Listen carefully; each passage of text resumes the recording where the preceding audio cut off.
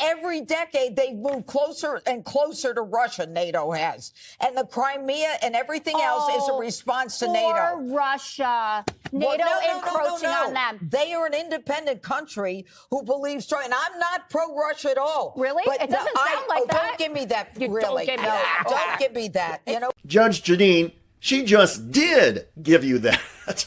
You sound like an apologist for Putin. You know what? The truth is they stand for this, and they don't want NATO any closer. And it's been decades that's been agreed to. They invaded a sovereign nation and do you remember 3 years ago? They've stolen their children. Okay, 3 years ago. 1 second, Jessica. No. 3 years ago, I sat here and I said the Russian-Ukrainian thing is like a family fight across the street. We don't want to go over there and get in between a family fight. Leave it to Greg Gutfeld to reduce the battle between Russian tyranny and European freedom to a family fight across the street.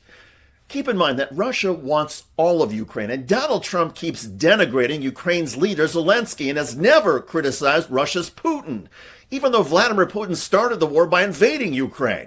Now, Trump is carrying Putin's water in possible negotiations, and that was Tarlov's point about the Trump peace deal.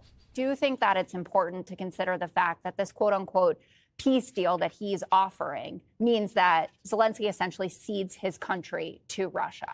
And no one has explained what the sudden change in the last couple of weeks and the way that Donald Trump is talking about Ukraine and Zelensky is spurred by. He didn't used to call Zelensky a dictator. He didn't used to say that his people hated him. He didn't used to say he had a 4% approval rating. These are all things that Putin wants to hear. And you know that because his own spokesman, Peskov, said as much, said the rapidly changing U.S. foreign policy configurations largely coincides with our vision. Dmitry Medvedev, the insolent pig about Zelensky, finally got a proper slapdown in the Oval Office. Trump is right. The Kyiv regime is gambling with World War III. So if you are satisfying someone that we all agree is a dictator and authoritarian to that level, don't you think maybe the methods aren't that great?